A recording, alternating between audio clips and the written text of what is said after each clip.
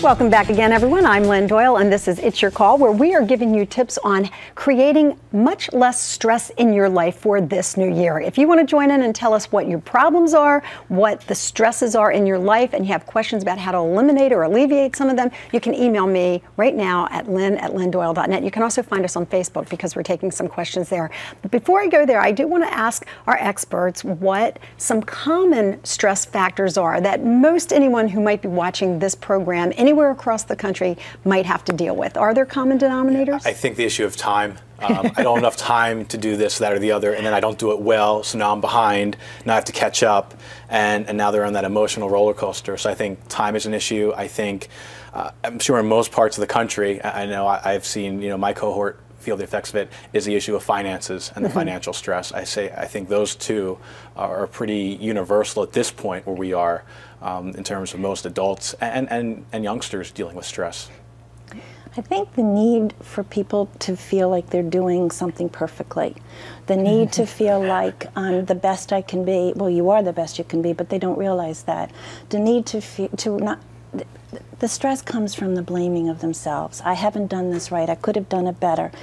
That's a huge piece, and the inability to forgive themselves when they make a mistake, which frankly is a good thing in terms of So where does that learning. originate? I mean, is it just the baby boomer generation where we feel like, we always have to be the A+ personalities and everybody has to be a winner? I mean, how did we get to this point? I think it's part of being human. Human? It's part of being human and learning that, we come in, I feel, with power, knowing, with joy and love, and we lose it along the way because I think we're here to reclaim it, but at the right time and place. And it helps us to just eventually discover that, wait a minute, I don't have to be perfect. I'm fine just as I am. And when we regain that awareness, that's where the peace starts to come, because you feel empowered, but in a loving way. Well, that's funny, because when we did the 50 and Fabulous series, the thing that people in their 50s and baby boomers say is that we started to accept ourselves a little bit more at a certain age, and you don't expect to be perfect, and you know that you're not going to, look like, the supermodel your whole life, and you're not going to be perfect at everything you do. So it makes a lot of sense. But the time issue, what do we do? Do we try to cram too much in? Do we try to be, as Susan points out, perfect in too many areas of our life? Well, I think it's a combination of a variety of things. I think if you look at the influx of technology, there's more opportunity to do stuff. If you talk to maybe the World War II generation, the people who are still surviving, that you went home at 5 o'clock. There wasn't Facebook. You weren't texted. You weren't. There weren't cell phones. You might only have had one phone in the house. You might not even have a television. So I think there's just so much out there to choose from. I mean, I went for a run the other day. I went to the local store, and there were 17 flavors of Gatorade. I mean, when I was growing up, there was 2. So I think if people just get sucked into that, then they're just so caught up. There's so many distractions, and I think one suggestion I have is to simplify your life however you can. You might not have to check email 72 times a day. You might be able to do it in 3 and actually be more proficient at it. How about that? And then you get your time back, and then you feel less stressful, you feel more control, and you feel more peaceful. All right, on that note, I'm going to invite our viewers to be part of our show. We hope that you take the time to be part of this.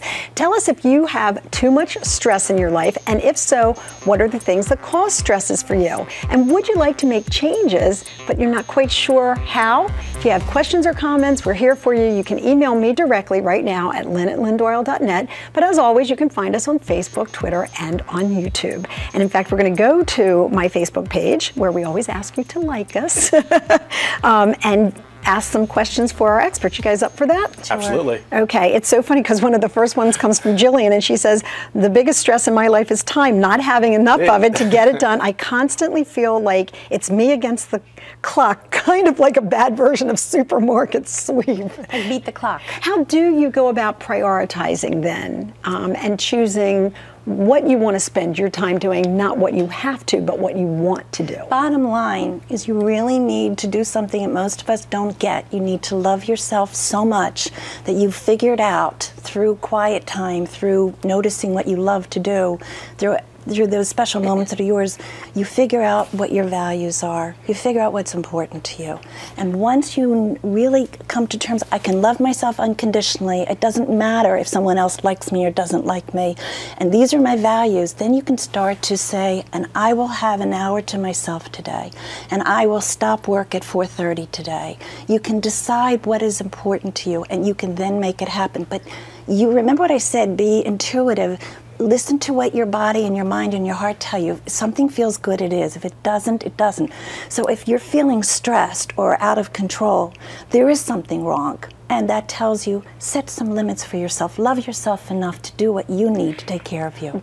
Going back to earlier in the show when I used the word guilt, I would think a lot of people would feel guilty if they admitted that they loved themselves and put themselves first. Well, you can love yourself, and I think sometimes you can put yourself first. It depends on the situation. I don't know the person who's sending the email, if they're responsible for children, if they are a doctor that has patients. I don't know their background. I think there are appropriate times when you put yourself first, and I think the people that get most stressed out and hit the wall and wind up seeing specialists or being on medication are the ones that never put themselves first. And Absolutely. I think, maybe you don't have an hour a day, maybe you have 5 minutes a day. Take those 5 minutes, start small and build up. So you don't have to become selfish and obnoxious, but if you at least make it a priority somewhere, we're asking people to start small and make this year a better one. Yeah, I exercise half an hour a day. It's totally for me. I'm not a professional athlete. I don't get paid to exercise. I pay to exercise because I belong to a gym.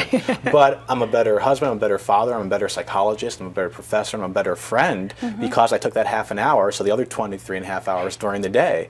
And for someone they say, I don't have half an hour, so maybe you do 5 minutes or 10 minutes, and you get familiar with that. Just like they become familiar to feeling guilt if they don't take any time off, or they have to cover everyone all the time. Well, that's so funny because people say, "Oh, this place would fall apart without me," and when you get away from it and it actually exists just fine. Well, in one way, that creates a little more stress because you're like, maybe they don't really need me and they can live without me. But on the other hand, it can take away some of your own personal anxiety. And then again, if you ask, why am I feeling that? Obviously, they didn't need me and I'm fine. So what's the problem here? Right.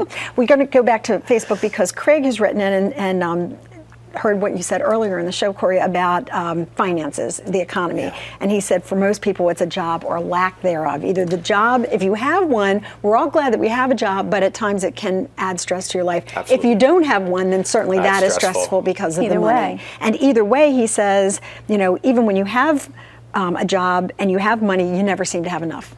So absolutely. How do we balance that, just being happy with what we have? I think one thing is working smart and seeing if some of the expenses in your life financially, if you can find ways to spend less. So one example that reduces stress is exercise.